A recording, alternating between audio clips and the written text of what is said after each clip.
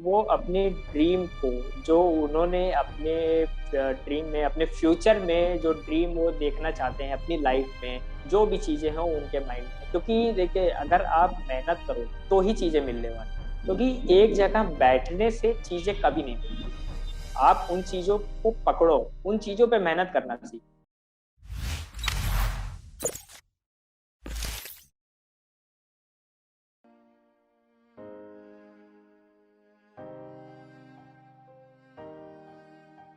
Hi guys, my name is Aman Sinha. I'm your host of Let's Talk with Aman. Today I welcome my friend Ratnam. He's a junior of mine and he's a wonderful journalist who really give a very breaking report. I would suggest say that if you are someone who like to listen news, who wants to know about day-to-day activity of the world, maybe some important government article that you want to learn or understand, you can go and follow his channel as well as on Instagram, which I will be giving the link below. So you can follow him there. So ज्यादा लंबा नहीं खींचते हुए let's start the show. हाय रत्नम। और पहला question मेरा यही है कि तू कैसा है आज और कैसा दिन जा रहा है तेरा।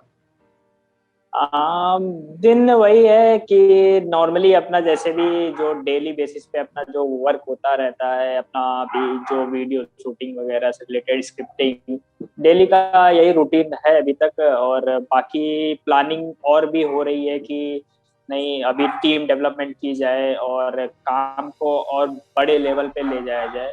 बाकी डेली का रूटीन यही है इस वक्त, और बाकी अभी वैसा नॉर्मली डे ही चल रहा है।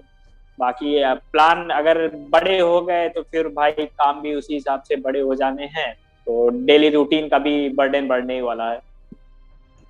एग्जैक्टली, जैसे जैसे ग्रोथ होगी वैसे वैसे वर्क और बढ़ते ही जाते हैं। कितना। बिल्कुल। चल थोड़ा पीछे जाते हैं तेरी जिंदगी में। अपने चाइल्डहुड के बारे में बता, तेरा बचपन कैसा था, तेरे अपब्रिंगिंग कैसे थे। हाँ, बचपन की बात की जाए तो मेरा बचपन एक जगह स्टेबल नहीं रहा है। जैसा कि मतलब मेरी फैमिली ने मेरे पापा का ऑलरेडी मतलब शुरुआत में उन्होंने बिजनेस किया, तो बिजनेस के सिलसिले में उन्हें कभी बाहर महाराष्ट्र रहना पड़ा, गोवा रहना पड़ा, बॉम्बे साइड। तो फिर ये भी था कि भाई अब फैमिली के साथ हमें भी रहना पड़ेगा, क्योंकि संस्कार डिपेंड करते हैं कि कैसे भाई बच्चों के संस्कार माँ बाप से ही जो ज्यादा अच्छे मिलते हैं। तो हमें भी, मेरी एक छोटी बहन भी है, 5 साल छोटी है मुझे, तो वो भी साथ में हम लोग के वहाँ महाराष्ट्र में रहती थी। तो महाराष्ट्र में लगभग ये था कि हमारी लगभग 6 या 7 साल हम लोग महाराष्ट्र में रहे हैं। और वहाँ की पढ़ाई का मतलब ये था कि वहाँ हिंदी बहुत ज्यादा नहीं चलती थी, वहाँ मराठी ज्यादा। तो हमारी स्टडी से रिलेटेड प्रॉब्लम वहाँ बहुत ज्यादा क्रिएट होने लग गई। पापा ने भी कहा कि बच्चा पैदा तो हुआ ऐसी जगह पे जहाँ पे उसे हिंदी सीखनी चाहिए, इंग्लिश बोलनी चाहिए, लेकिन वो यहाँ पे आके मराठी बोल रहा है। तो आगे जाके फिर ये भी था ना कि पापा ने कहा कि अब इसको यहाँ से शिफ्ट करना पड़ेगा। फिर वहां से मेरी पढ़ाई डिस्टरबेंस हुआ, तो फिर वहां से हम लोग आए यहाँ बनारस, काशी। तो वहां पे भी हमने 1 साल रहा है वहां पे। अभी हम लोग का काफी मतलब डिस्टरबेंस वहां पे भी क्रिएट हुआ, भाग दौड़ में काफी ज्यादा डिस्टरबेंस हो गया। तो उसके बाद हम लोग वापस अपने सिटी जहाँ पे मैं पैदा हुआ था, सुल्तानपुर उत्तर प्रदेश में, तो वहां पे मैं फिर अभी आया हूँ। मेरा वैसे तो घर जौनपुर में, मैं जौनपुर का रहने वाला हूँ। बाकी रहता मैं इस समय सुल्तानपुर में हूँ। और बाकी यहाँ पे मेरी 6th क्लास से पूरी 12th तक की पढ़ाई कंप्लीट हुई सुल्तानपुर में। और जो कि 6th क्लास से लेकर 12th क्लास की जो भी मेरी जर्नी रही है, वो थोड़ी डिफिकल्ट कह सकते हैं, क्योंकि मेरी लाइफ में कई ऐसी चीजें हुई जो कि अनएक्सपेक्टेड थी। कभी मैंने सोचा नहीं था कि ऐसी भी चीजें होंगी मेरी लाइफ में। मैं बचपन से तो अपना जो भी था, मतलब बचपन में ये रहता है ना कि बेसिकली बच्चे हैं, अपने हिसाब से चलते हैं, पेरेंट्स क्या कर रहे हैं, पेरेंट्स को पढ़ा दे रहे हैं, बस ये रहता है। तो फ्यूचर तो डिसाइड करने का लेवल एक आता है कि आप 10th 11th पहुंच रहे हैं, तब हाँ ये रहता है कि बच्चों के ऊपर थोड़ी प्रेशराइज होना पड़ता है, फिर उन्हें दिखाना पड़ता है कि हाँ भाई ये तुम्हारा फ्यूचर है, इस टाइप की चीजें। तो ये चीजें मुझे रियलाइज हुई कि अब मैं 6th क्लास में पहुंच गया हूँ, यहाँ से मुझे अपनी पढ़ाई को थोड़ी देखना पड़ेगा। और मैं पढ़ाई में मतलब मैं कह सकता हूँ कि मेरी पढ़ाई बहुत ज्यादा अच्छी नहीं थी। जो रियलिटी है, मेरी पढ़ाई बिल्कुल भी अच्छी नहीं थी। मैं बहुत ज्यादा मतलब मैं टेक्निकल माइंडेड वाला कि मुझे लैपटॉप पसंद थे, मुझे मोबाइल्स पसंद थे, मुझे उसमें मतलब वो रहता है ना कि पेरेंट्स कहते हैं कि बच्चा खुरापाती है, तो मैं उस टाइप वाला थोड़ा था। बट पढ़ाई में बिल्कुल नहीं, पढ़ाई से मुझे मतलब कोई रिश्ता ही नहीं था पढ़ाई से। बट पापा ने कहा कि इसको ऐसे लाइन में डालते हैं जिस लाइन में ये जाना चाहिए। तो मेरा मेडिकल फील्ड में काफी अच्छा इंटरेस्ट, मैंने सोचा था कि मेडिकल फील्ड में चलते हैं। ये मेरी 11th की स्टोरी है। 11th में पापा से मैंने कहा कि पापा मुझे बायो लेनी है और मैं मेडिकल फील्ड में जाऊँ, मुझे डॉक्टर बनना है। क्योंकि पापा ने भी यही इसी फील्ड से हैं, पापा भी मेडिकल का ही सारा काम करते हैं, तो उन्हें देख के थोड़ा अप्रिशिएट हुआ कि नहीं भाई मेडिकल फील्ड में जाना चाहिए, काम हो गए अच्छे खासे और सीखने को काफी चीजें नहीं। तो मैं 11th में पहुंचा। 11th में ये रहता है कि भाई आपको चीजों को वो देखना पड़ता है कि आप कौन सी स्ट्रीम लेना चाह रहे हैं, आप साइंस लेना चाह रहे हैं, मैथ लेना चाह रहे हैं, कॉमर्स लेना चाह रहे हैं। बट मुझे था साइंस मुझे लेना है। लेकिन कुछ चीजें ऐसी हुई, फैमिली प्रॉब्लम भी क्रिएट हुआ, उसमें बहुत सारी चीजें हुई और मेरे पापा ने लास्ट में डिसीजन लिया कि नहीं तुम्हें कॉमर्स लेना चाहिए। तो उन्होंने मुझे कॉमर्स दिलाया। मैं एंड में कॉमर्स लेके पढ़ाई किया। बट मैं ऑलरेडी पढ़ाई में बहुत ज्यादा अच्छा था नहीं, और उसके बाद मुझे कॉमर्स दिला दिया गया जो कि मुझे मतलब बिल्कुल समझ नहीं आती थी। मुझे बायो चीजें समझ में आती थी। मैंने मतलब पूरी 11th, आप इतना समझ लो, मैं पूरी 11th सिर्फ कॉमर्स लिया तो था बट मैं पढ़ा सिर्फ बायो। मेरी ये कंडीशन हो गई थी, मैं सिर्फ बायो पढ़ता था। बायो पढ़ते पढ़ते मतलब मेरी ये कंडीशन हो गई थी कि 11th के एंड टू एंड पूरा जो रिजल्ट आया मेरा वो देखने लायक नहीं था। मतलब मैं फेल, लगभग 2 से 3 सब्जेक्ट में फेल हो गया। तो मेरे पापा ने कहा कि बेटा अगर तुम तरीके से चलोगे ना तुम बायो ले पाओगे ना तुम कॉमर्स में ही जा पाओगे, तुम्हारी फील्ड पूरी डिस्टर्ब हो जाएगी। तो उन्होंने मुझे थोड़ा मोटिवेट किया, कहा कि गलतियां तो जो हुई है ठीक है बट अब तुम इस फील्ड से कुछ ना कुछ देखो, तुम टेक्निकल माइंडेड हो भी, तुम्हें ये चीजें पसंद है। तो पापा ने थोड़ा सा मेरे माइंड में नॉक भी किया। और मेरा एक फ्रेंड भी है, उसका मतलब वो जर्नलिज्म की तैयारी काफी टाइम से कर रहा था, वो मेरे साथ नहीं था। तो उससे मुझे थोड़ा अप्रिसिएशन मिला कि भाई तुम इस फील्ड में आओ क्योंकि तुम्हारा इंटरेस्ट है। उसने मुझे थोड़ा अप्रिशिएट भी किया कि तुम ये चीजें करो। मैंने उन चीजों के लिए मतलब हर चीजें मैंने पढ़ना चालू की। उसने कहा कि भाई तू पहले न्यूज़पेपर पढ़ा कर, तुझे इंटरेस्ट आएगा। तो मैंने कहा ठीक है मैं ट्राई करता हूँ। मैंने ट्राई किया उन चीजों को और काफी मतलब टाइम लग गया, 1 साल 1.5 साल मैं सिर्फ इन चीजों के ऊपर भागने लग गया। पूरा 12th समझ लीजिए, मैंने कहा कि कॉमर्स में निकालता हूँ, मैं 12th पास आउट होता हूँ किसी तरीके से। मैं पास आउट हुआ, फिर उसके बाद पापा ने कहा चलो तुम्हारा एडमिशन करा देते हैं किसी अच्छे से कॉलेज में, और जहाँ से मास कम्युनिकेशन की तुम डिग्री लो और अच्छे न्यूज चैनल। मैंने कहा पापा आप जिस तरीके से चीजों को ले रहे हैं, जिस तरीके से आप सोच रहे हैं, चीजें इतनी आसान होती नहीं है जहां तक मुझे ऐसा लगता है। क्योंकि अगर किसी भी फील्ड में आप जा रहे हो, मैं ऐसा नहीं कह रहा हूँ मास कम्युनिकेशन नहीं है, आप इंजीनियरिंग डिपार्टमेंट ले लो, आप मेडिकल सेक्टर ले लो, हर जगह का यही रूल रहा है कि आप अगर मेहनत नहीं करते हो तो उस फील्ड में आप सक्सेस नहीं हो सकते हो। तो मेहनत बहुत डिपेंड करती है और एक्सपीरियंस सबसे ज्यादा मैटर करता है हर फील्ड में। अगर आपके पास एक्सपीरियंस नहीं है तो आप किसी के भी पास आप जा रहे हो और उनसे कह रहे हो कि सर आप मुझे जॉब दे दीजिए, तो आज के टाइम में मुझे ऐसा लगता है कि डिग्री से ज्यादा आपको एक्सपीरियंस मैटर करता है। अगर आपके पास एक्सपीरियंस नहीं है तो सामने वाला भी आपको कहेगा कि आप एक पोस्ट ले लो, आप उसी पे बैठे रहो, आपका प्रमोशन होना नहीं है। क्योंकि आप जब तक नई चीजें आप सीखोगे नहीं, तब तक आप कहाँ से प्रमोट होगे, आप वहीं एक जगह बैठे रहना। तो मैंने इस चीज को अपनी लाइफ में लाया।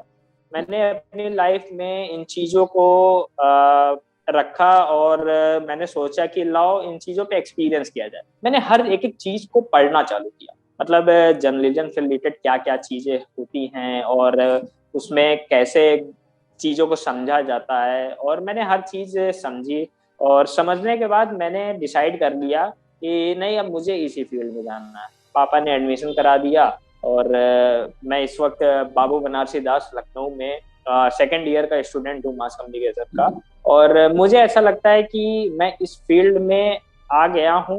बट कभी कभी ऐसा लगता है कि इस फील्ड में आना और इस फील्ड में टिकना इतना आसान नहीं है जितना सामने वाले बोलते हैं कि नहीं भाई तू तो मास कम्युनिकेशन कर रहा है, इसमें पढ़ाई कहाँ होगी। मैं भी कह रहा हूँ उसमें पढ़ाई नहीं होती, लेकिन पढ़ाई आप पूरी लाइफ करोगे। आप जब तक इस फील्ड में हो तब तक आपको कहीं ना कहीं से नॉलेज गेन करनी है। अगर आप नॉलेज नहीं गेन करते तो आप समझ लीजिए कुछ भी नहीं कर सकते इस फील्ड में, क्योंकि इसमें हर एक जगह नॉलेज चाहिए। आप किसी के सामने बैठे हो, किसी से बात कर रहे हो, अगर वो आपसे क्वेश्चनिंग कर ले तो आप उसे क्या जवाब दो, जब आपके पास नॉलेज ही नहीं है किसी चीज की। तो सबसे पहली बात तो है कि इसमें नॉलेज हमें बहुत ज्यादा रहनी चाहिए, और डे टू डे हमें नॉलेज गेन करते रहना चाहिए। और रही बात है जो मेरे लाइफ का अभी तक का एक्सपीरियंस रहा है, और मैं जो सबसे शेयर करना चाहता हूँ कि फील्ड पे आप अगर उतर रहे हो, क्योंकि ये फील्ड का गेम है, अगर फील्ड के गेम पे आप आए हो तो फील्ड के गेम में सबसे पहले तो आप लोगों से मिलना चाहते हो, क्योंकि बिना लोगों से मिले आप कुछ भी नहीं कर सकते। फील्ड आप बहुत लोग होते हैं कि नहीं भाई मुझे डिग्री लेनी है, डिग्री लेके मैं जा रहा हूँ ऑफिस में बैठने। ऑफिस में बैठ के कुछ नहीं होने वाला है। आज के टाइम पे ऑफिस में बैठ रहे हो आप, बस कंप्यूटर से लेके आपकी मोबाइल तक की लाइफ खत्म हो जाती है। लेकिन आप जब नए नए लोगों से मिलोगे तो उनसे नए नए नॉलेजेस मिलेंगे। हाँ, कुछ प्रॉब्लम्स भी होंगी, लेकिन वहां से जो नॉलेज गेन होगा वो नेक्स्ट लेवल का होगा। वो लोग फिर आपको जानना चालू करेंगे, आपकी पहचान एक बनेगी, आपकी फैंस फॉलोइंग एक बनेगी। और साथ ही आपको मैं कहता हूँ कि आप अपना काम भी खुद भी चालू कर सकते हो। ऐसा नहीं है कि आप सिर्फ एक ऑफिस वर्क में ही लग सकते हो, क्योंकि ये फील्ड वर्क है। फील्ड वर्क में आपको बहुत सारे प्लेटफॉर्म मिलेंगे, ऐसा नहीं है कि सिर्फ एक प्लेटफॉर्म आपके लिए रखा हो। आप आज के टाइम में सोशल मीडिया एक ऐसा प्लेटफॉर्म है जहाँ पे आप अपना एक चेहरा, अपनी आवाज, ये सबसे अच्छी चीज है। आप इंस्टा पे अपने अकाउंट्स बना सकते हो। यूट्यूब एक ऐसा प्लेटफॉर्म है जहाँ पे आप अपनी चीजों को बता सकते हो, लोगों तक नॉलेज दे, उनको नॉलेज दे सकते हो। तो बहुत सारी फील्ड है, बट मैं यही कहूंगा कि सिर्फ आप अपने इंटरेस्ट के बेसिस पे करिए, क्योंकि अगर आपको इंटरेस्ट नहीं है ना तो आप कुछ भी नहीं कर सकते। कुछ लोग होते हैं जो एक दूसरे का देख के मतलब उनसे देखेंगे तो उनकी बातें करने लगेंगे, उनका काम देखेंगे तो हम भी कहेंगे हमें भी उन्हीं की तरीके से करना है। तो उस तरीके से बस आप करोगे, एक दिन दो दिन में आप फिर उसी तरीके से हो जाओगे, क्योंकि इस तरीके से काम नहीं होते हैं। जो भी है आपके इंटरेस्ट बेसिस पे और आपके एक्सपीरियंस पे सब कुछ रहती है। Completely agree. एक एक बातों से तुम्हारे कितना एज अ जर्नलिज्म स्टूडेंट मैं समझ सकता हूँ कि जो फील्ड हम लोग का है वैसा फील्ड सब बोलते बहुत ही आसान है, बट जब आप रियल वर्क करना शुरू करते हैं तब आपको पता चलता है ये फील्ड आसान नहीं है। यहाँ पे सक्सेस पाने के लिए बाकी फील्ड से ज्यादा मेहनत तो दौड़ना पड़ता है, क्योंकि जी आप भले ही आराम से पास कर जाओगे, आप भले ही डिग्री ले लोगे यहाँ पे, बट अगर आपके पास वो स्किल नहीं रहेगा तो कोई भी कंपनी आपको जॉब नहीं दे सकता। जी ये बहुत बहुत बहुत इंपॉर्टेंट है जो सबको समझना चाहिए कि मास कम्युनिकेशन एक आसान डिपार्टमेंट नहीं है, एक बहुत टफ डिपार्टमेंट जहाँ पे आप अपना करियर बनाने आते हैं जर्नलिज्म से रिलेटेड, कोई और जी चीज जी से रिलेटेड नहीं। और इसी आप ही के बचपन पे एक आपने बताया था कि आप 5 साल महाराष्ट्र में रहे थे, आपको मराठी, तो एक बहुत लोगों में एक एक वो इच्छा जाग रहती है कि बोला जाता है कि जब बिहार और यूपी वाले महाराष्ट्र जाते हैं उनके साथ बहुत भेदभाव जी किया जाता है। तो जी जी जी इस बारे में आपके क्या, आपका मतलब एक्सपीरियंस क्या है आपका, क्योंकि टीवी में आज भी आर्टिकल्स आते ही है कि बिहार और यूपी वालों के साथ बहुत ज्यादा डिस्क्रिमिनेट किया जाता है महाराष्ट्र में। उनको बोला जाता है ये आपका शहर नहीं है या आपका स्टेट नहीं है। तो ऐसा जब हम्म। आप वहां थे तो आपने भी क्या ऐसा फील किया था? अब मैं जहां तक है कि मैं वहां पे महाराष्ट्र में लगभग 7 साल रहा हूँ। तो 7 साल मतलब मेरा बचपन ही समझ लीजिए वहां से शुरू हुआ है। मैंने फर्स्ट क्लास से लेके 6th क्लास तक वहां पे मैंने पढ़ाई की है। और मैं आपको एक चीज और बताना भूल गया था कि मैं 6th क्लास 2 बार पढ़ा हूँ। मेरे पापा का ट्रांसफर हुआ था, मैं बनारस में 6th क्लास पढ़ा था, और फिर यहाँ पे मैं सुल्तानपुर में भी 6th क्लास में दोबारा पढ़ा हूँ। तो मेरा 1 साल बैक है। ये चीज मेरे लाइफ की रियलिटी भी कह सकते, रियलिटी है, और फिर उसके बाद एक ये भी है कि भाई लाइफ में बैक भी होना ठीक है, एक्सपीरियंस मिला मुझे उन चीजों से। और बाकी रही बात, जैसा कि आपका जो क्वेश्चन है महाराष्ट्र में और जैसे जो यूपी और बिहार का जो आप पूछा, तो इन चीजों पे मैं बहुत ज्यादा डिस्कशन तो नहीं करूंगा, क्योंकि आज के टाइम में आप भी रियलिटी जान रहे हैं कि आज के टाइम की क्या रियलिटी है, लोग कैसे बातें करते हैं, किस चीजों पे बातें करते हैं, उन्हें किन चीजों से मतलब है, सिर्फ वो इन्हीं चीजों को देखते हैं। वो ये नहीं देखते कि देश एक है, उनको इससे नहीं मतलब है देश हमारा एक है, वो नहीं, उन्हें ये देखना है कि नहीं हम यहाँ के रहने वाले हैं और वो वहां का रहने वाला है। तो हम दोनों के बीच में डिस्टेंस बहुत ज्यादा है, तो डिस्टेंस से इनको डिस्टेंस ज्यादा मैटर करता है। तो मैं बस यही इतना कहना चाहूंगा कि डिस्टेंस डजंट मैटर, डिस्टेंस हमें दूरी नहीं दिखा सकता।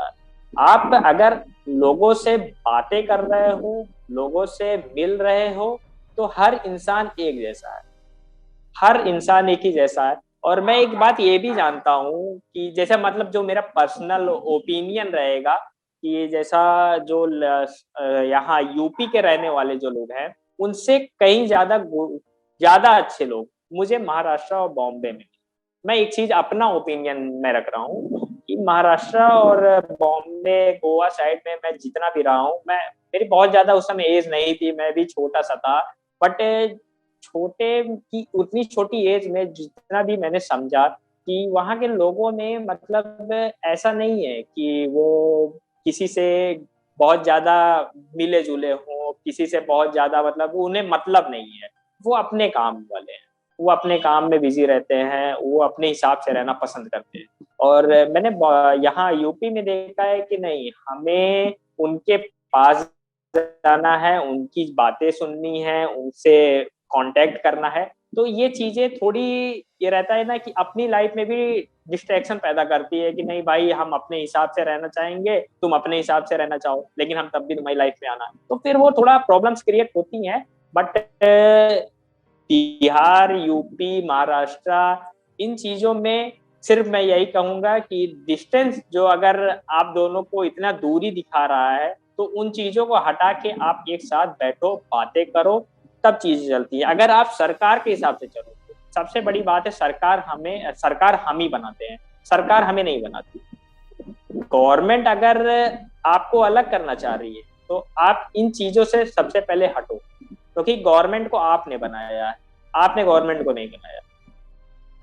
सबसे पहली बात ये है। अगर आप उस हिसाब से चल रहे हो तो बहुत अच्छी बात है कि आप एक दूसरे की बातें सुन रहे हो, आप एक दूसरे को समझ रहे हो। लेकिन गवर्नमेंट कह रही है कि भाई तुम उसकी सुनो, तुम उसकी सुनो, तो फिर वही है, यहाँ पे आप पॉलिटिक्स चला रहे हो। तो सबसे बड़ी बात तो यही है। Completely agree. बात तुम्हारी 100% सही है कि गवर्नमेंट को हम लोग बनाते हैं। अगर किसी ने मेरा प्रीवियस वीडियो देखा है तो स्वप्निल से भी मेरी आखिरी में बात हुई थी कि गवर्नमेंट हम बनाते हैं, कोई और नहीं, तो हमें गवर्नमेंट से नहीं, गवर्नमेंट को हमसे डरना चाहिए। हाँ। बात तो ये तुम्हारी 100% सही थी। तो रता थोड़ा आगे बढ़ते हैं। आज के टाइम तुम जर्नलिज्म कर रहे हो और तुम एक जर्नलिस्ट भी हो, भले ही तुम्हारी अपनी चैनल पर तुम जी। एक फुल फ्लैश जर्नलिस्ट हो जहाँ तुम दुनिया को अपने पॉइंट ऑफ व्यू और एक biased unbiased point of view बताते हो। तुम किसी का साइड नहीं लेते, तुम अपने मैक्सिमम पॉइंट नहीं रखते, बट कहीं ना कुछ पॉइंट्स आ ही जाते हैं जो तुम्हारे फेवर में हो या पीपल के फेवर में हो या गवर्नमेंट के हम्म। अगेंस्ट हो। तो इस हम्म। बारे में बात करते हुए, तो आज के टाइम में मीडिया जो है हम्म। कितने परसेंट तुम्हें लगता है हम्म। वो बायस्ड है या अनबायस्ड? मीडिया की अगर बात की जाए तो जैसे कि मीडिया तो आज के टाइम में बहुत सारी हो गई हैं। आप गवर्नमेंट सेक्टर में तो अलग ही लेवल पे मीडिया चल रही है, प्राइवेट सेक्टर में भी देखा जाए तो अलग लेवल पे चल रही है। प्राइवेट सेक्टर में आप गवर्नमेंट और प्राइवेट का मतलब समझ रहे होंगे, मैंने एक टोन दी है बस, बहुत ज्यादा मैं इन चीजों पे फोकस नहीं करता, क्योंकि मीडिया के आज के टाइम के जो भी चीजें हैं, कभी आप उनकी चीजों को देखोगे तो मीडिया कहाँ पे जाना चाहती है और कहाँ चली जाती है, मुझे यही चीजें नहीं समझ में आती। मीडिया क्या करना चाहती है, क्या बोलना चाहती, मीडिया का जो काम है बेसिकली उसको वही करना चाहिए, लेकिन मीडिया अपने प्लेटफॉर्म से हट काम करती है। एक चीज मैंने ये देखा है, आज के टाइम में मीडिया को एक मीडिया का सिनेरियो है, मीडिया को उस बेसिस पे काम ही नहीं कर रही है मीडिया। मतलब आप एक चीज देखोगे, अगर मीडिया को एक इंटरव्यू लेने जाना है किसी भी एक इंसान का, अगर वो इंटरव्यू ले रही है या गवर्नमेंट में किसी भी सीएम का या पीएम का किसी का भी इंटरव्यू अगर वो ले रही है, तो वो इंटरव्यू, जो मेरा एक ओपिनियन है और ओपिनियन भी है और एक तरीके से हर एक इंसान जान रहा है कि ये रियलिटी है कि मीडिया का जो भी इंटरव्यू होता है, जितनी भी चीजें होती है, वो उनकी 80 या 90% स्क्रिप्टेड होती है। बाकी जो मैं अपनी बात कर रहा हूँ, मेरी बात बस ये है कि अभी तो मैं बहुत ज्यादा किसी बड़े लेवल पे तो वर्क नहीं कर रहा हूँ। जैसे मैं भाई और भी बहुत चैनल हैं, और आज तक हो गया, जी न्यूज हो गया, मैं किसी बहुत ज्यादा चैनलों का नाम नहीं लेना चाहूंगा, ना मैं किसी का नाम लूंगा, क्योंकि सब अपने अपने हिसाब से काम कर रहे हैं। और आप एक चीज देखोगे, जो कि आज के टाइम पे कुछ ऐसे भी पत्रकार, आज के टाइम पे जर्नलिस्ट बैठे हुए हैं जो कि रियलिटी बोलते हैं, लेकिन उनकी रियलिटी को कोई सुनने वाला नहीं। क्यों? क्योंकि उनकी रियलिटी उठने से पहले ही दबा दी जा रही है, उनकी रियलिटी भी दबाई जा रही है और उन्हें भी दबा दिया जा रहा है। सबसे बड़ी प्रॉब्लम आज की यही है। तो मीडिया उठने से पहले ही गिर जाता है। अगर आप आज के टाइम में जाके एक सर्वे करोगे, आप अगर बाहर जाके फील्ड में, अगर आप हर एक इंसान से पूछोगे ना, आज के टाइम में 90% लोगों के माइंड में मीडिया एकदम गंदी हो चुकी है, मैली हो चुकी है। तो इंसान ये भी नहीं, इंसान सोचता ही नहीं है कि यार मैं मीडिया फील्ड में जा तो रहा हूँ, लेकिन क्या पता मुझे जाने से पहले ही गालियां मिलना चालू हो, क्योंकि उसके माइंड में एक ये मेकअप कर दिया गया है कि भाई अगर तुम मीडिया फील्ड में आ रहे हो, तो मीडिया से रिलेटेड काम कर रहे हो, तो तुम्हें गालियां मिलनी है। सबसे बड़ी प्रॉब्लम यहाँ की है। ये बेसिकली है कि मैं इंडिया की प्रॉब्लम मैं बोल सकता हूँ, क्योंकि यहाँ पे लोग अपने मनमानी से चलते हैं। यहाँ लोग किसी की मतलब ये नहीं देखते कि भाई वो उसका काम है, तुम उसके हिसाब से क्यों नहीं चलते। उसका क्या काम है, उसे सिर्फ एक चीजें बतानी है, तुम जो काम कर रहे हो वो मीडिया का बताने का काम है। लेकिन नहीं, तुम गलत काम करो और उसे पैसा देके तुम बंद करा दो, फिर ये तो गलत बात है। ये आजकल की मीडिया। और रही बात जो मीडिया के अंदर जो चीजें हो रही है, वो तो भाई मैं उन्हें कभी अप्रिशिएट नहीं कर सकता, क्योंकि वो इतनी ज्यादा गंदी चल रही है। आप सरकार सरकार बैठी हुई है, मीडिया बैठी हुई है, दोनों आज एक साथ बैठे हुए हैं, जो कि कभी नहीं होते। अगर आप मीडिया को ही एक साथ बैठा के काम करा रहे हो, तो फिर देश में क्या चीजें हो रही हैं, क्या रियलिटी हो रही है, किसे पता। आज के टाइम में मीडिया को तो जो चीजें होने वाली हैं उससे पहले ही सारी चीजें पता है, जनता को तो बाद में पता लगे। आधी चीजें स्क्रिप्टेड हो जा रही हैं कि जनता को हम आधी चीजें स्क्रिप्टेड दिखा रहे हैं। और जनता किस लिए बैठी है? जनता इसलिए बैठी है कि भाई मीडिया आएगी, मीडिया हमें न्यूज देगी, हम उसे सुनेंगे और उसे सर्कुलेट करेंगे लोगों तक। तो जनता तो इसीलिए बैठी है कि भाई मीडिया हमें सारी चीजें रियल दिखाएगी, न्यूज वर्दी चीजें दिखाएगी, तो उससे हमें जानकारी मिलेगी, हमें एक लोगों को सारी चीजें हम बताएंगे कि क्या चीजें हुई हैं देश में, कैसे हो रहा है। उस बेसिस पे आप काम ही नहीं कर रहे हो। सबसे बड़ी प्रॉब्लम आज की तो मीडिया में ये चीजें बहुत ज्यादा हो रही हैं कि मीडिया में धांधलेबाजी बहुत है। जो मेरी वर्डिंग्स में मैं कह सकता हूँ कि धांधलेबाजी आज के टाइम में मीडिया में बहुत ज्यादा है। अग्रीड। तुम्हारी वो बात जो तुमने बोली अभी की कि गवर्नमेंट और मीडिया को साथ में बैठ के काम नहीं करना चाहिए, दोनों को कहीं ना कहीं थोड़ा बहुत तो एक दूसरे से अलग रहना चाहिए, क्योंकि आज के टाइम पे कहीं ना कहीं गवर्नमेंट मीडिया को कंट्रोल कर रहा है और मीडिया गवर्नमेंट ओरिएंटेड वर्क कर रही है। अगर गवर्नमेंट अच्छा काम पूरा करेगी तो बहुत बताएंगे, और अगर गवर्नमेंट कुछ गलत करेगी तो उसे छुपा दिया जाएगा, उस बारे में इतना उठाया नहीं जाएगा। सबसे अगर हाल ही में बड़ा केस किया जाए तो फार्मर प्रोटेस्ट के बारे में बोल सकते हैं कि उसके बारे में आर्टिकल्स काफी आ रहे थे, जो एक अनबायस्ड जो वेबसाइट्स हैं जो रिपोर्ट्स लिखते हैं, जो यूट्यूब चैनल्स हैं उसमें उठ रहे थे बातें, लेकिन मेन जो चैनल्स है इतनी बात नहीं उठती थी, और कहीं ना कहीं गवर्नमेंट का पॉइंट ऑफ व्यू ज्यादा इंपॉर्टेंस दिया जाता था फार्मर के पॉइंट ऑफ व्यू से। हम लोग ये कहीं ना कहीं और हम आगे मैं पहुंचे तो।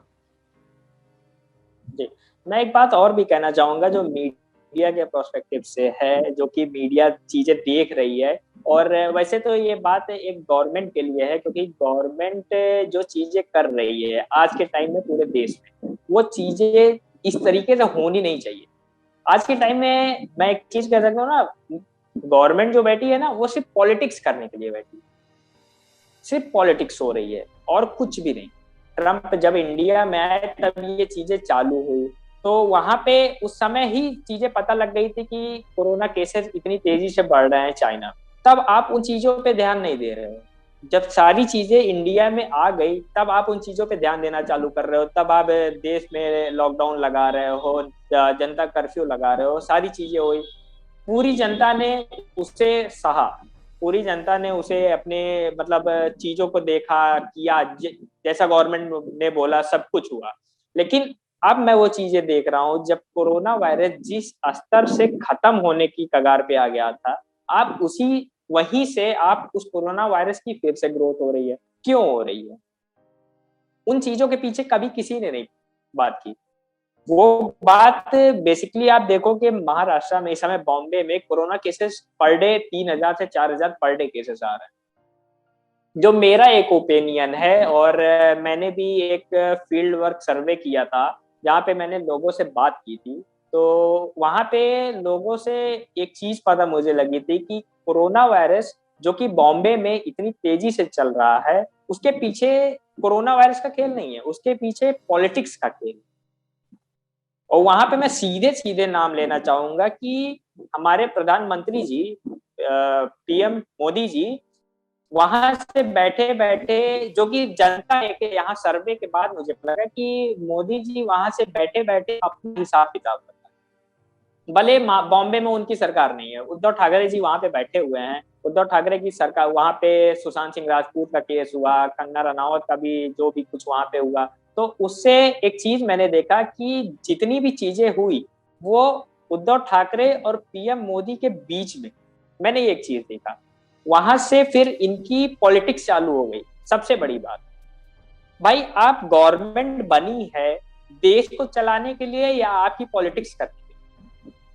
हमने गवर्नमेंट बनाई है, हमें देश चलाना है, देश को संभालना है, देश की ग्रोथ करनी है, ना कि पॉलिटिक्स करने के लिए। आप आपस में ही भिड़े हुए हो। अगर ठीक है आप भिड़ो, आपकी भाई आपको जीतना है, आपको दिखाना है पब्लिक को कि हम कितना काम कर रहे हैं किस हिसाब से, लेकिन आप वो चीज करो ना। आप ये दिखा रहे हो कि भाई उद्धव ठाकरे की सरकार है, उन्होंने क्या किया क्या नहीं किया, वहां पे कोरोना केसेस बढ़ रहे हैं। जो मेरा एक ओपिनियन है, जो पब्लिक का ओपिनियन है, सर्वे है, उसमें सिर्फ एक इतनी छोटी सी बात उठी थी कि जो कोरोना केसेस बॉम्बे में बढ़ रहे हैं वो सिर्फ 50% बढ़ रहे हैं। 50% जो केसेस हैं वो पॉलिटिक्स है, क्योंकि वहां पे उन्हें उद्धव ठाकरे की सरकार गिरा। उद्धव ठाकरे की सरकार गिरी, वाई सिक्योरिटी मिली किसको? कंगना रनावत। कंगना रनावत जी बैठी हुई हैं पॉलिटिक्स करने के लिए, पूरा खेल चल रहा है। ये एक सर्वे के हिसाब से बातें, ना कि मेरा बहुत ज्यादा इसमें डीप ओपिनियन नहीं है। मैं ऊपर से जो चीजें मुझे पता लगती हैं, जो चीजें मुझे सही लगती हैं, मैं उन पे बोल रहा हूँ। यही चीजें आज के टाइम में मीडिया है, इसे मीडिया नहीं दिखाती है। मीडिया क्यों दिखाएगी? मीडिया को सारी चीजें पता है कि गवर्नमेंट क्या कर रही है, गवर्नमेंट कब क्या करने वाली है, उसे सारी चीजें पता है। लेकिन मीडिया को सिर्फ क्या चाहिए?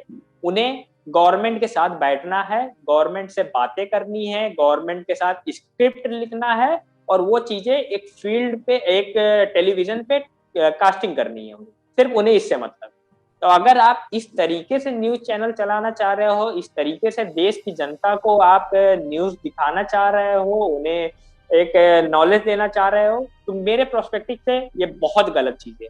और गवर्नमेंट को भी इन चीजों पे ध्यान देनी चाहिए। गवर्नमेंट को आप अपने हिसाब से काम देखो। गवर्नमेंट का काम है देश को संभालना, मीडिया का काम है देश की चीजों में जो भी हो रही है उन्हें दिखाना, जो कि आज के टाइम पे होनी चाहिए। और न्यू मीडिया में और ओल्ड मीडिया में आज के टाइम में बहुत ज्यादा डिफरेंस हो गया है। आज के टाइम पे अगर आप जाके देखोगे कि मीडिया जो टीवी न्यूज चैनल्स हैं जो कि ब्रॉडकास्ट हो रहे हैं, उन्हें लोग देखना कम पसंद कर रहे हैं। आज के टाइम पे वेब जर्नलिज्म हो गए और यूट्यूब प्लेटफॉर्म हो गए, यहाँ पे लोग ज्यादा जाके न्यूज देखना, नॉलेज गेन करना ज्यादा पसंद करते हैं। क्योंकि आज के टाइम पे जो न्यूज जर्नलिज्म है, ये ऐसे प्लेटफॉर्म पे ज्यादा ग्रोथ कर रही है, और यहाँ पे जो ग्रोथ हो रही है वहां वहां से लोगों को ज्यादा नॉलेज गेन हो रही है as a compare to TV news channel. TV news channel से यहाँ पे ज्यादा नॉलेज हो रही है। बट आज भी इंडिया में पढ़े लिखे लोग जो हैं, उन्हें ये चीजें नहीं समझ, पढ़े लिखे लोग, बाकी जो अनएम्प्लॉयमेंट वाले लोग हैं उनकी तो मैं बात बाद में करूंगा। जो पढ़े लिखे लोग हैं उन्हें ही चीजें नहीं समझ में आ रही। एक उसे कहते हैं ना, वो जो मेरा एक ओपिनियन है, मैं एज अ जर्नलिस्ट अभी बातें नहीं कर रहा हूँ, मैं एक नॉर्मल पर्सन हूँ जो कि एक जनता के हिसाब से मैं बात कर रहा हूँ कि जो अंधभक्त बैठे हुए हैं आज के टाइम, उन अंधभक्त को अगर इस तरीके से पूरे देश में अपना हिसाब किताब लगाना है, तो फिर देश की, तो जो देश चल भी रहे थे इससे पहले, इस हिसाब से वो नहीं चलने वाले, क्योंकि ये पढ़े लिखे हुए अंधभक्त हैं। बाकी जो अनएम्प्लॉयमेंट हैं और जिन्हें कोई वैकेंसी, जो कोई काम नहीं मिल रहे हैं, वो घर पे बैठे हुए हैं। बाकी कोरोना के बाद से सारी चीजें वैसे भी काफी ज्यादा छिन गई हैं, तो ये तो बहुत ही ज्यादा, मतलब एक तरीके से देखा जाए देश का ग्रोथ ना होकर देश का डाउनफॉल हुआ है। देश बहुत ज्यादा पीछे चला गया, लेकिन लोगों को दिखाया क्या जा रहा है, देश बहुत आगे चला गया। आप पेट्रोल का, डीजल का दाम 100 रुपए बढ़ा दे रहे हो और उधर आप चावल गेहूं 2 रुपए किलो दे रहे हो। इस हिसाब से आप क्या प्रॉफिट दे रहे हो? जनता को तो बस यही लग रहा है कि चलो भाई, गेहूं चावल जो है वो हमें 2 रुपए किलो मिल रहा है, पेट्रोल का दाम अगर बढ़ा भी दे रहा है तो कोई प्रॉब्लम नहीं है। लेकिन पेट्रोल का दाम क्यों बढ़ रहा है, इसके पीछे कोई रीजन नहीं है गवर्नमेंट के पास। बस हाँ, दाम बढ़ रहे हैं, बढ़ने दो। उस चीज को मीडिया के बारे में पता है, लेकिन मीडिया कभी उन चीजों को बताने नहीं है। सबसे बड़ी प्रॉब्लम आज के टाइम।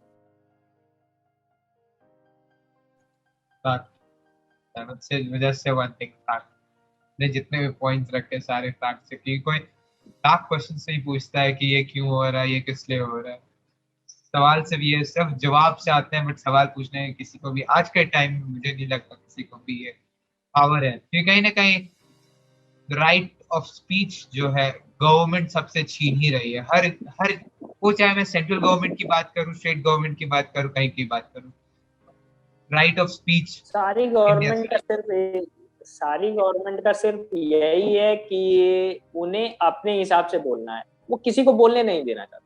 वो चाहे जनता हो, वो चाहे मीडिया हो, वो चाहे जैसा भी फील्ड हो, उन्हें हमारे हिसाब से चलना होगा, वरना उन्हें भी हम खत्म कर देंगे उस प्लेटफॉर्म से। सिर्फ गवर्नमेंट का आज के टाइम पे यही एक रूल हो गया है। तो अगर आप जबरदस्ती चीजें चलाना चाहते हो, तो फिर जबरदस्ती चीजें नहीं चलती हैं। एक ना एक टाइम पे जनता को भी चीजें समझ में आती है। लेकिन जो रही मीडिया की बात, तो मीडिया तो आज के टाइम पे सिर्फ गवर्नमेंट के पीछे पीछे लगा हुआ है। बाकी उसके ऊपर बहुत सारी बातें हैं, उनको मैं बहुत ज्यादा भी होती हैं हर चीजों को लेके, तो बहुत ज्यादा डीपली मैं बात नहीं करूंगा। बाकी लोग इतने ज्यादा समझदार हैं आज के टाइम पे कि उन्हें वो चीजें समझ में आती है, और बेसिकली जो कि न्यू जनरेशन है, उन्हें ये चीजें ज्यादा समझ में आ रही है, क्योंकि उन्हें चीजें पता है कि कौन सी चीजें कैसे हो रही है, क्या किस टाइम पे होनी चाहिए। और रही बात भाई एजुकेशन से रिलेटेड, तो आज के टाइम पे मैं यही कहना चाहूंगा कि मोदी गवर्नमेंट ने एजुकेशन से रिलेटेड काम बिल्कुल भी नहीं किया है as compare to other. Modi government ने जितनी भी चीजें हुई, सबको तो पहले अपने अंडर में रखा, उसके बाद आप उसमें पॉलिटिक्स लगा रहे हो। ये पॉलिटिक्स अगर आपको करनी है, तो फिर यार आप कम से कम न्यू जनरेशन को तो देख के करो।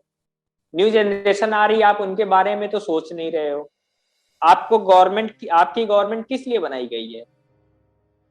न्यू जनरेशन की जब ग्रोथ होगी तभी तो देश आगे बढ़ेगा। आप अकेले तो देश को बढ़ा नहीं सकते हो। लेकिन आप वही काम है ना कि आपको करना क्या है, आप अपने हिसाब से चलना चाहते हो, आप चाहते हो कि हर इंसान आपके अंडर में काम करे। तो ये आपकी बहुत गलत सोच है। 100% राइट। एजुकेशन पे अगर जोर नहीं दिया जाएगा, अगर आने वाली जनरेशन पे जोर नहीं दिया जाएगा, ध्यान नहीं दिया जाएगा, तो कहीं ना कहीं वो देश खत्म होने के कगार पे रहेगा। बेस्ट एग्जाम्पल हम लोग देख सकते हैं, यूएस आने वाली जनरेशन पे ज्यादा फोकस करता है रादर देन जो उनके प्रीवियस जनरेशन में हो चुके हैं। वहां पे अपॉर्चुनिटी अच्छी मिलती है यंगस्टर्स को भी, लेकिन इंडिया में अभी यंगस्टर्स के लिए कोई वैसा वो नहीं है। पॉलिटिक्स में ही बात करें तो, क्योंकि यंगस्टर्स को लगता है पॉलिटिक्स बहुत गंदा है, कोई पॉलिटिक्स में जाना आज के टाइम में प्रेफर नहीं करता है। कहीं ना कहीं ये बोल सकते हैं कि पॉलिटिशियन का डर इतना बढ़ गया है इंडिया में कि कोई नॉर्मल इंसान पॉलिटिशियन बनने का सोच नहीं सकता। कोई नहीं, अगर बिल्कुल। एग्जाम्पल बेस्ट देखा जाए तो अरविंद केजरीवाल की आप पार्टी का बोलूंगा एक सबसे अच्छा एग्जाम्पल है, बट वो कहीं ना कहीं अन्ना हजारे के दौरे या फिर अनशन के वजह से ही उनको इतना पावर मिला। अगर अकेले अरविंद जी, केजरीवाल खड़े होते तो शायद उनको इतना पुश नहीं मिलता या फिर बैक सपोर्ट नहीं मिलता। कुछ नहीं होता बस। जी जी, बिल्कुल। तो इसी बात पे आगे बात करते हुए, आप जैसे रत्ना तुम जर्नलिज्म कर रहे हो, कंटिन्यू कर रहे जी हो, तो जी। तुम्हें क्या लगता है कि मीडिया को क्या चेंजेस करने चाहिए? क्योंकि हम लोग ने बहुत सुन चुका कि मीडिया ये इशू है, मीडिया में वो इशू है, बट मीडिया में क्या चेंजमेंट आना चाहिए कि ये जो न्यू मीडिया है वही एक बहुत रिलायबल सोर्स ऑफ मीडिया बन सके, ताकि लोग उस पर ट्रस्ट करना वापस शुरू कर सके? हाँ, अब जैसे कि मीडिया को, जो न्यू मीडिया है, उन्हें सबसे पहले जो चेंजेस अपने अंदर देखनी चाहिए, मतलब उन्हें जो चेंजेस लाना चाहिए जिससे कि ये पूरे देश की जनता को एक ट्रस्ट बन सके उनके ऊपर कि हाँ भाई, नहीं, आज भी मीडिया है चीजों को जो सही दिखा रही है। तो उन्हें उस हिसाब से काम करना चाहिए। उन्हें ना कि डायरेक्टली चीजों को दिखाना चाहिए। उन्हें तो सबसे पहले कि आप गवर्नमेंट का पीछा छोड़ो। आप गवर्नमेंट का अगर पीछा करोगे तो गवर्नमेंट आपका पीछा करेगी। अब गवर्नमेंट अगर आपका पीछा करेगी तो फिर आपको ऑब्वियस सी बात है कि आप गवर्नमेंट के पीछे जाना ही जाना है। क्योंकि भाई आज के टाइम में इंडिया में इतनी गंदी लोगों की मेंटेलिटी हो गई है कि लोग जो चीजें सोचते हैं वो चीजें करते ही नहीं। वो अलग ही प्लेटफॉर्म पे जाना चाहते हैं। नहीं भाई, अगर हमें ये काम करना है तो हम ये काम करेंगे नहीं, हमें गुंडागर्दी करनी है, हमें लोगों से जबरदस्ती काम कराना है, प्रेशराइज करना है उन्हें। ये तो सबसे बड़ी प्रॉब्लम है। तो अगर हमें न्यू मीडिया में चेंजेस लाने हैं तो आप सबसे पहले आप अपने हिसाब से काम करना चालू करो। आपकी जो एक मीडिया संस्थान है, आपके मीडिया संस्थान में ऐसा तो है नहीं कि आप अकेले बैठे हुए। आपके मीडिया संस्थान में एक पूरी टीम क्रिएट हुई है जिसमें आप हर एक आदमी को अपने हिसाब से काम करने का छूट देते हो, उनको फ्रीडम देते हो कि वो आप अपने हिसाब से काम करें। वो काम को जब वो अपने हिसाब से लाएंगे तो उन चीजों को आप चेक करोगे। लेकिन अगर वही इंसान जाके आप गवर्नमेंट के पास जाके बैठ जाए तो फिर वो चीजें अपने आप से होनी नहीं।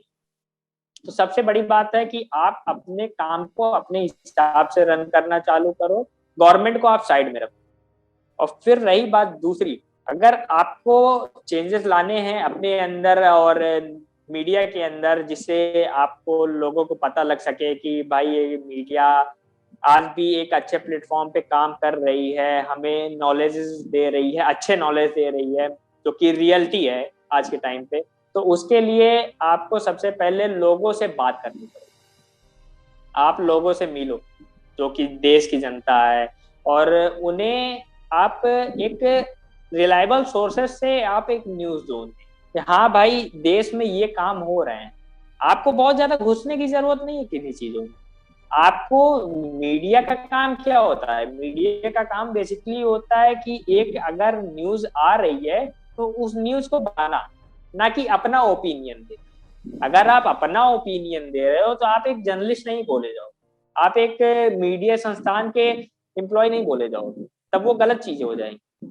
तब तो आप एक जनता हो, आप एक जनता की तरह आप लोगों से मिल रहे हो, ग्रुप में बैठ रहे हो, बातें कर रहे हो। आपको ये काम नहीं करना, आपको सिर्फ चीजें बतानी है। कि हाँ ये चीजें गवर्नमेंट ने की हैं, ये इसमें हो रही हैं, आपको सिर्फ उन्हें एक्सप्लेन करना है और कैसे हो रही हैं ये चीजें। तो आप इस प्लेटफॉर्म पे काम करो ना, तब देश की जनता को पता लगेगा। जनता क्या चाहती है, सिर्फ एक नॉलेज चाहती है, ना कि वो ये चाहती है कि आप उन्हें समझाओ। वो समझाने के लिए नहीं, वहां समझने के लिए नहीं बैठी है। उसके पास इतना दिमाग है जनता के पास कि आप अगर उसे एक चीज दोगे तो वो चीजें समझेगी, लेकिन आप अपने हिसाब से काम करोगे, आप ओपिनियन अपना के दोगे, तो फिर ये चीजें सही नहीं है। सबसे बस यही एक बात है कि आप न्यूज को एक्सप्लेन करो, जनता समझने के लिए बैठी हुई है। करेक्ट। इतना इसी न्यू मीडिया के रिलेटेड ये एक और क्वेश्चन मेरे दिमाग में रहा है हमेशा से, और जी तुमसे अच्छा ये जवाब कोई नहीं दे सकता क्योंकि तुम एक यूट्यूबर जर्नलिस्ट हो, इंस्टाग्राम जर्नलिस्ट हो। जी तुम ये तो आजकल देखते ही होगे कि बहुत लोग कंटिन्यूअसली, रादर उनका बैकग्राउंड जर्नलिज्म हो ना हो, उनकी अपनी एक न्यूज चैनल है या न्यूज पॉडकास्ट है या न्यूज वेबसाइट है या न्यूज आर्टिकल भी हुई, whether वो फेसबुक पे लिखे, जी इंस्टाग्राम पे लिखे, यूट्यूब पे अपलोड करे या खुद की वेबसाइट पे अपलोड करे। तो मैंने जो देखा है, there are two type of journalist, this kind of journalist आते हैं। वन, जो बायस्ड रहते हैं, जो अपना पॉइंट ऑफ व्यू रखते हैं, जिनको दुनिया से कोई मतलब नहीं रहता। जी और एक जो तुम जैसे लोग होते हैं, अनबायस्ड रहते हैं, जो पॉइंट रखते हैं, जो पब्लिक ओपिनियन रखते हैं, जो पब्लिक के वेलफेयर जी के बारे में सोचते हैं, और जो गवर्नमेंट की गलत को गलत बताते हैं, जो गवर्नमेंट की सही को सही बताते हैं। तो जी अगर एक व्यूअर, जो जैसे मैं हूँ, एक व्यूअर देखने जाता है किसी जर्नलिज्म चैनल को, तो वो ये कैसे जी आइडेंटिफाई कर पाए कि कौन सा सही है और कौन सा गलत। और एक कैसे उसको ये पता चलेगा कि ये जो बंदा बोल रहा है it's perfect for public opinion, rather than ये जो बंदा बोल रहा है ये सिर्फ उसके लिए है। क्योंकि जितना मुझे पता है, हर लोग को हर पॉइंट कंप्लीट पता नहीं होती। अगर मैं कर्नाटका जाके ये पूछ लूं आपको फार्मा प्रोटेस्ट के बारे में पता है, तो बहुत लोगों को नहीं भी पता होगा। लेकिन वही मैं जी पंजाब जाके पूछूंगा तो बहुत लोगों को पता होगा। तो ये चीज को वो कैसे आइडेंटिफाई कर पाएंगे, who is speaking right and who is speaking wrong? जैसा कि आपने कहा कि बायस्ड मीडिया, बायस्ड मीडिया, तो जो बायस्ड मीडिया होती है वो एक तरीके से हम उनको इन्फ्लुएंसर भी कह सकते हैं, क्योंकि इन्फ्लुएंसर का काम बस यही होता है कि वो अपने ओपिनियन को ज्यादा रखे, वो अपने ओपिनियन को रखता है, वो अपने हिसाब से स्क्रिप्टिंग करता है, अपने हिसाब से वो कंटेंट को क्रिएट करता है। और सामने के जो भी पब्लिक बैठी हुई है उन्हें वो उस चीजों को एक्सप्लेन करता है, वो अपने वर्डिंग्स में, कि देश में क्या चीजें हो रही हैं, कैसे हो रही हैं, वो अपने वर्डिंग्स में देश की पब्लिक को समझाता है। और रही बात जो अनबायस्ड चीजें हैं, जो अनबायस्ड जो समझाते हैं, जो कि जर्नलिस्ट हैं, जैसे मैं हूँ, जो कि मैं यूट्यूब प्लेटफॉर्म पे अपने वीडियोस बनाता हूँ और वहाँ पे लोगों को न्यूज़ देता हूँ और उन्हें इंफॉर्मेशन देता हूँ। तो वो चीज़ें मैं बेसिकली एक, जैसे जो गवर्नमेंट है, मतलब जो भी चीज़ें न्यूज़ मिलती हैं हमें, वो गवर्नमेंट से रिलेटेड हो, वो एक कोविड केसेस से रिलेटेड हो, वो किसी भी फील्ड से रिलेटेड हो, तो उन चीज़ों पे हम रिसर्च करते हैं कि हमने ये रिसर्च की है, सारी सब जगह से उस फील्ड के जो भी कंटेंट हैं उन कंटेंट को हम उठाते हैं और उन कंटेंट को एक जगह रख के उनसे मेन मेन पॉइंट्स निकालते हैं, जो कि हमें लगता है कि हाँ, अगर जनता को, अगर हम पब्लिक को, जनता को ये चीजें हम बता रहे हैं तो उन्हें उस पॉइंट से, उस डीप नॉलेज का पता लग सके कि हाँ, ये जो चीजें हैं, इस पैराग्राफ से लेके इस पैराग्राफ तक उन्हें वो चीजें पूरी फुल ऑन समझ में आ जाए, ताकि उन्हें ये ना लगे कि हाँ, अगर मैं कहीं और किसी और के पास, जैसे इन्फ्लुएंसर के पास अगर वो जा रहे हैं, तो उन्हें वो चीजें ओपिनियन के थ्रू मिली, उन्हें उस इन्फ्लुएंसर से उन्हें ओपिनियन मिलेगा। और जो हम चीजें बता रहे हैं वो उन्हें गवर्नमेंट की तरफ से मिल रही है, जो कि गवर्नमेंट चीजें कर रही है, जो कि देश में चीजें हो रही हैं, तो हमारे पास से उन्हें एक न्यूज सोर्स मिलता है। और जो इन्फ्लुएंसर होते हैं उन्हें उनके पास से उस न्यूज सोर्स का ओपिनियन मिलता है। तो डिफरेंस बस यही इतना है। और बाकी जो पब्लिक को समझने का है, अगर पब्लिक बहुत दो तीन टाइप, बहुत सारी टाइप की पब्लिक्स होती हैं जिन्हें ओपिनियंस समझ में आते हैं, जिन्हें न्यूज सोर्स समझ में आते हैं, और रही बात जिन्हें मतलब दोनों मिक्सअप करके समझ में आता है कि नहीं भाई हमें न्यूज सोर्स पता लग गए, अब हम इनके ओपिनियन लेना चाहेंगे। ओपिनियन उन्हें, अब वो अपने ओपिनियन भी देते हैं बट उन्हें दूसरों के ओपिनियन ज्यादा पसंद आते हैं, तो वो उस टाइप से बात करते हैं। करेक्ट। ये तो बात तुमने सही बोली कि लोग खुद ही इन्फ्लुएंसर्स के सामने झुक जाते हैं ताकि उनके वो ओपिनियन सुन के वही ओपिनियन को रिपीट कर सकें, और रादर देन खुद की ओपिनियन वो बन। और पता नहीं, ये एक बहुत पहले से मैं मानता हूँ कहा जा रहा है या सुना भी जा रही है, मैंने देखा भी है कि अगर एक साइड भेड़ अगर चलना शुरू कर देता है तो बाकी भेड़ें भी उसी का रास्ता अपनाती हैं, जिस डायरेक्शन में पहली भेड़ चलती है। और बाकी जिनके पास दिमाग होता है वो तो अपना रास्ता खुद ही बनाना प्रेफर करते हैं, अपनी ओपिनियन खुद ही लिखना। जर्नलिज्म भी कहीं ना कहीं यही टॉपिक पे डिसाइड करता है तुमको कि तुम अपना ओपिनियन कितना रख पाते हो खुद से, रादर देन तुम किसके ओपिनियन को फॉलो करते हो। आई गेस हमारी बात मीडिया रिलेटेड बहुत ज्यादा बढ़ गई है, क्योंकि media is about very crucial term in our life, but बहुत लोग फिर इस बारे में जाने। अब आगे बात करते हैं थोड़ा मीडिया से हट। Let's talk about Ratnam and journalism. कैसे रत्नाम और जर्नलिज्म एक दूसरे के साथ है, और आज के टाइम में जर्नलिज्म ने रत्नाम को कहाँ पहुंचा दिया। आज के टाइम पे रत्नम को और जर्नलिज्म को मतलब बेसिकली एक तरीके से देखा जाए तो रत्नम और जर्नलिज्म आज एक हो चुके हैं, क्योंकि अगर रत्नम और जर्नलिज्म अगर एक नहीं होंगे तो उन चीजों को हम एक्सप्लेन ही नहीं कर सकते जो चीजें हो रही हैं आज के टाइम, जो कि नॉलेज एक देनी चाहिए लोगों को, वो चीजें हम बता ही नहीं पाएंगे किसी को। तो हमें सबसे पहले जर्नलिज्म एक ऐसा प्लेटफॉर्म है जहाँ पे आप हर चीजें सीख सकते हो, हर फील्ड से रिलेटेड चीजें उसमें हो सकती है। आप नए लोगों से मिलते हो, नए लोगों से बात होती है, आप लोगों का इंटरव्यू लेते हो, उनसे चीजें पूछते हो वो क्या करते हैं कैसे करते हैं, तब आप लोगों को उन चीजों को बताते हो, तो लोगों को यहाँ से एक नॉलेज मिलती है, जनरल नॉलेज चीजें पता लगती हैं। तो मेरा तो बस जर्नलिज्म से एक जैसे होता है ना दोस्ती, दोस्त होते हैं, एक दूसरे से मिलते हैं, एक दूसरे से बातें करते हैं और एक दूसरे से सारी बातें शेयर करते हैं, तो उसी तरीके से मुझे जर्नलिज्म से भी दोस्ती हो गई है। मुझे जर्नलिज्म से दोस्ती ऐसी है कि अगर मेरी लाइफ में कोई चीजें हो रही, मैं कहीं भी बैठता हूँ, कहीं भी बात करता हूँ, इवन मैं फैमिली के साथ भी बैठा हूँ, तो वहां पे भी मुझे ऐसा लगता है कि नहीं यार, मुझे बैठना है, मुझे बात करनी है, तो मुझे जर्नलिज्म से रिलेटेड बातें करनी है, मुझे उस फील्ड से रिलेटेड बातें करनी है, ताकि मुझे एक तो वो मेरे फील्ड का वर्क है, और सेकंड चीज कि वहां से मुझे जो कि लोग बैठे हुए हैं उनसे मुझे थोड़े और आइडियाज मिलेंगे और ओपिनियंस मिलेंगे और अच्छा करने के लिए। तो जर्नलिज्म से रिलेटेड तो चीजें बहुत सारी हैं, बट अगर जब तक आप फील्ड पे नहीं उतरते हो, साथ में आप उन चीजों को लेकर नहीं चलते हो, तो आप उन चीजों को एक साथ नहीं रख सकते अपनी लाइफ में।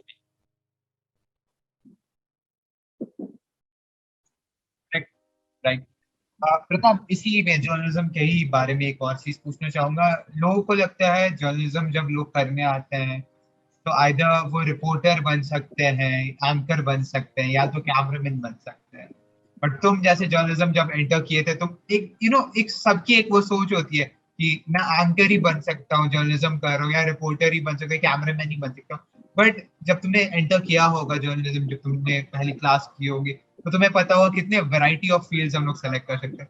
तो उसके बारे में तुम अगर मेरे ऑडियंस को कुछ बता सको कि journalism as a scope, as a career, as a scope कैसा है और इसमें क्या क्या अपॉर्चुनिटीज हैं, तो it would be very great for my audience.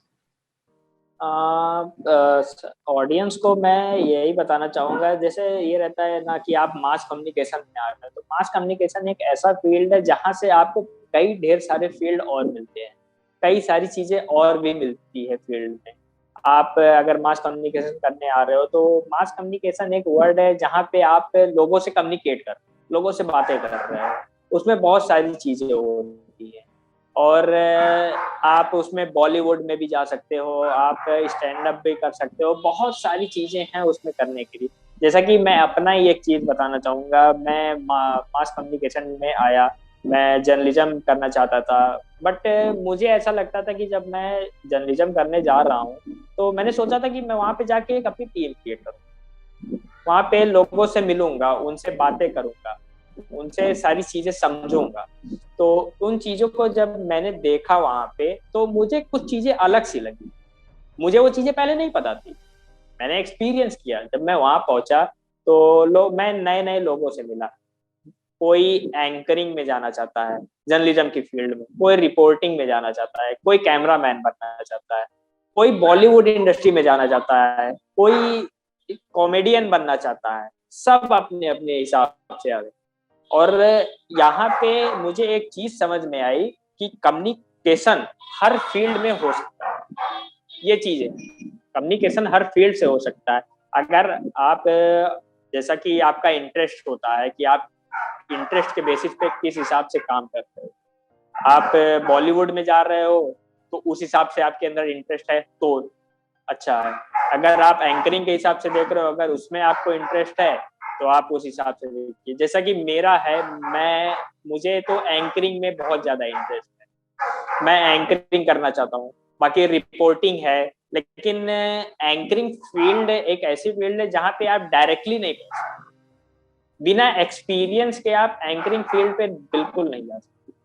आपको सबसे पहले खुद से एक्सपीरियंस लेना पड़ेगा, आपको रिपोर्टिंग करनी पड़ेगी, आप कैमरे के पीछे भी काम करोगे, आप ऑफिस में भी काम करोगे, आप डेस्कटॉप पे काम करोगे। तब अगर आप उन चीजों को समझते हो, उन चीजों को कर लेते हो, तब आप जाके एक एंकर की पोस्ट पर पहुंचते हो। लेकिन अगर आपका उन चीजों पे इंटरेस्ट है, अगर आपका इंटरेस्ट नहीं है, तो आप उस फील्ड पे मत आओ, तो मेरे ज्यादा अच्छा है। ये मैं अपने हिसाब से, क्योंकि बिना इंटरेस्ट के कोई चीजें होती नहीं, चाहे वो बॉलीवुड से रिलेटेड हो, चाहे वो कॉमेडी से रिलेटेड हो, चाहे वो डांसिंग से रिलेटेड हो, चाहे वो कम्युनिकेशन से रिलेटेड हो।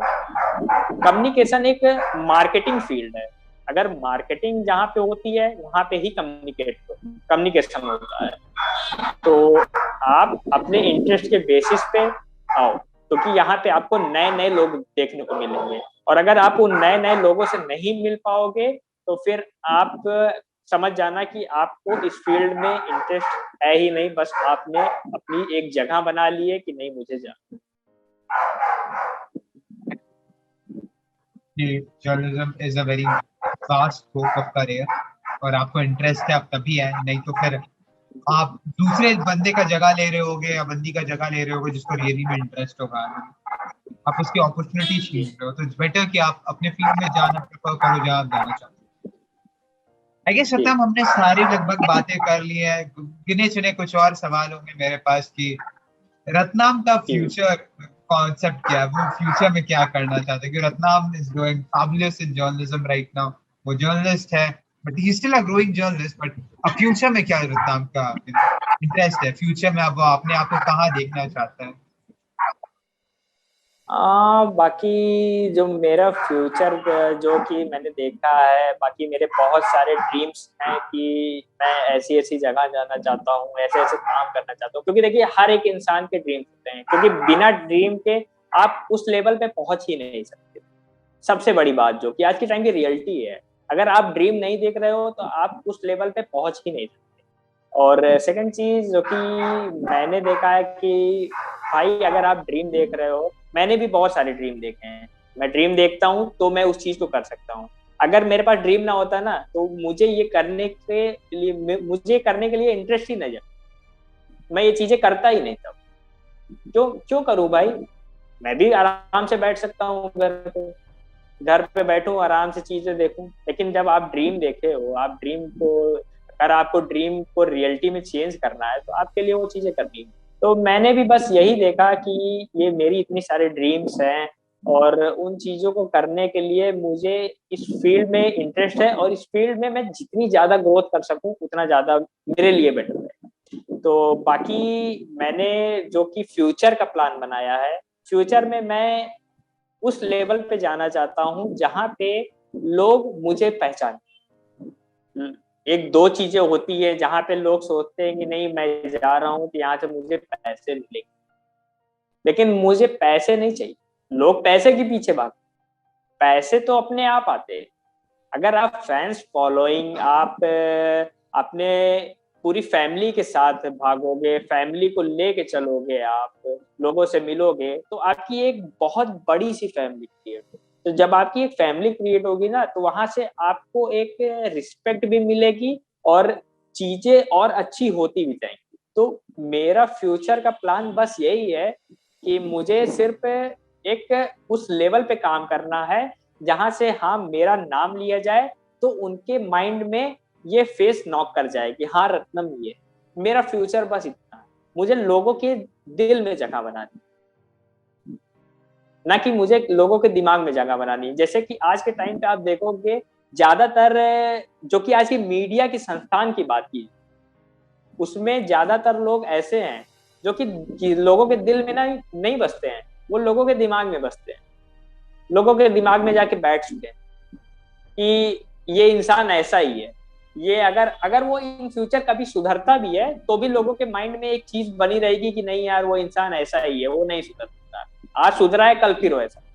तो मुझे वो चीज बनानी है, क्योंकि अभी तो मेरा एक कैरियर स्टार्टअप है, मैं भी शुरू कर रहा हूँ चीजें, अभी ग्रोइंग में है मेरी चीजें। अगर मैं यहाँ से लोगों के लिए एक अच्छी सी ग्रोथ दूंगा, अगर लोगों को लगेगा हाँ भाई लोग जानेंगे मेरी ग्रोथ हो रही है, उनके पास एक नाम जाएगा कि हाँ रत्नम कोई है, रत्नम सिंह नाम का कोई आदमी है जो कि जर्नलिज्म से रिलेटेड चीजें कर रहा है और अच्छे लेवल पे कर रहा है, लोग उसे जान रहे हैं, तो मुझे उस तरीके से काम करना है। मुझे पैसे के लिए कभी नहीं, क्योंकि मुझे पता है ना अगर ये चीजें मुझे मिल गई ना तो पैसे तो अपने आप। तो मैं सबसे यही कहूंगा कि आप पैसे के लिए कभी मत,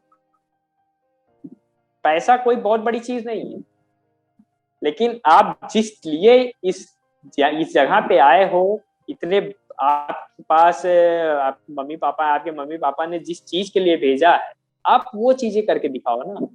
आप अपने लिए जीना सीखो, जिस दिन आप अपने लिए जीना सीखोगे ना, उस दिन लाइफ आपकी चेंज हो जाएगी। आप अपनी लाइफ के हिसाब से जियो, आप अपने लिए जियो, दूसरों के लिए नहीं। दूसरे तो सिर्फ बस इसीलिए रहते हैं कि नहीं भाई हमारा काम निकला हम जा रहे हैं, जो कि मेरा एक पॉइंट है। मुझे किसी से नहीं मतलब, मुझे उन लोगों से मतलब है जिनके दिलों में मैं बसता हूँ, क्योंकि मैं उनके लिए हूँ और मैं हरदम उनके लिए रहना चाहता हूँ। मेरा फ्यूचर का प्लान यही है और मैं हरदम इस पॉइंट पे खड़ा रहूंगा, मैं इस जगह से हटना भी नहीं चाहता। I can say one thing कि you have very great dream. तुम एक काफी अच्छे मोटिवेशनल कोट के साथ अपनी जिंदगी जीना चाहते हो, जो आज के टाइम पे बहुत कम लोग जीते हैं। आज के टाइम पे लोग सिर्फ एक ही चीज के लिए जीते हैं कि उन्हें लाइफ में सिर्फ पैसा कमाना, जबकि जहाँ की तुम जैसे लोग बहुत रेयर होते हैं जो अपने पैशन, अपने ड्रीम के पीछे चेस करते हैं, कि वो जानते हैं कि अगर वो अपने ड्रीम को पहुंच गए, अचीव कर लिए, तो पैसे तो फिर आराम से ही आ जाएंगे, फिर उन्हें पैसों का टेंशन कभी नहीं। रत्नम, आई गेस मैंने सारे सवाल तुमसे पूछ लिए, तुमने सारे जो सवालों का जवाब भी खूबी तरीके से दिया। तो before we end this show, I want you to say few words of wisdom to my audience, कि अगर वो अपने ड्रीम्स को कैसे फॉलो करे, क्योंकि तुम एक ड्रीम चेजर हो, if I am not wrong, you are a dream chaser. So how will you tell your my our audience to achieve their dream, to be successful in their life, and to follow their dreams? उसको यही कहना चाहूंगा कि वो अपने dream को, जो उन्होंने अपने ड्रीम में, अपने फ्यूचर में जो ड्रीम वो देखना चाहते हैं अपनी लाइफ में, जो भी चीजें हों उनके माइंड में, क्योंकि देखिए अगर आप मेहनत करो तो ही चीजें मिलने वाली, क्योंकि एक जगह बैठने से चीजें कभी नहीं मिलती। आप उन चीजों को पकड़ो, उन चीजों पे मेहनत करना सीखो। लोग होते हैं ना कि जैसे वो होता है कि आप अगर एक चीज पे वर्क कर रहे हो तो लोग सोचते हैं इन चीजों को कितनी छोटी तरीके से बनाना है। कभी नहीं दोस्त, कभी नहीं करना ऐसा। उन चीजों पे रिसर्च करना चालू करो, क्योंकि लोग कहते हैं आप स्मार्ट वर्क करो, हार्ड वर्क से कर क्या होता है, लेकिन मैं कहता हूं कि आप स्मार्ट वर्क भी करो लेकिन हार्ड वर्क भी करो साथ, क्योंकि चीजें तब होंगी जब आप उन चीजों पे मेहनत करोगे, उन चीजों पे मन लगेगा आपका। आप ये सोच रहे हो कि भाई ये इतना बड़ा काम है, आप उसको चुटकी बजा कर, तो कभी नहीं दोस्त, कभी नहीं होने वाला वो चीज। टेम्परेरी वर्क के लिए वो हो जाएगा लेकिन परमानेंट नहीं था। आप काम वो करो जो कि परमानेंट हो, क्योंकि वो आपके लाइफ का सवाल है। अगर आपकी लाइफ का सवाल है तो आपको हमेशा उन चीजों को परमानेंटली करना चाहिए, टेम्परेरी कभी नहीं। क्योंकि टेम्परेरी चीज आप समझ रहे हो कि वो कभी नहीं टिक सकती, वो आएंगी चली जाएंगी, बट परमानेंट चीजें ना वो हरदम रहेगी। वो आपकी कैसी भी लाइफ हो, वो आपका अनमैरिड लाइफ हो या मैरिड लाइफ हो, उन चीजों में आपको परमानेंट काम करना चाहिए। क्योंकि आपको पता है कि अनमैरिड लाइफ कैसी होती है और मैरिड लाइफ कैसी होती है, क्योंकि आप उस एज में पहुंच चुके हो जहां पे आपको सारी चीजें समझ में आने लगती है। अगर आपको अभी भी चीजें नहीं समझ में आ रही हैं तो दोस्त आप बहुत पीछे हो। आप चीजों को समझो, आप उन्हें करो और हरदम अपने ड्रीम के पीछे भागो। पैसों के पीछे कभी मत भागो, ड्रीम के पीछे भागो। पैसा झक मार के पीछे आएगा। Absolutely correct. तो रत्नाम, आई गेस हम लोग ने सारे चीज डिस्कस कर ली, तुमने सारी मेरे मेरे सारे क्वेश्चन का जवाब बेखूबी से दिया। मतलब even some time I being a third year final year journalism student have to learn so much from guy like you. तो तुम एक ड्रीम चेजर हो, तुम अपने जर्नलिज्म डिपार्टमेंट को कितने सीरियसली फॉलो करते हो, तुम अपने आप को एक जर्नलिस्ट मानते हो, तुम इस पैशन के लिए कुछ भी करने को तैयार। So by the end of this show, I just want to conclude, as Ratnam said, always follow your dreams. Don't run for money or something which is not that necessary in your life. Follow your dream, follow your passion, because it will take you where you have to be. And one day when your dream will come true, you will be one who will have lots of money. So that's it for today, Ratnam. Thank you for joining this show. Thank you for giving me your time, and hoping to see more such of your content in future. Hoping to see you as big journalist as any other, or more than anyone right now in this journalism industry. And if that happens, I would love to take one another interview with you soon, where you will be a proper journalist anchor and I will be a proper podcast creator. So till then, thank you very much, guys, and keep watching Let's Talk with Aman. Thank you.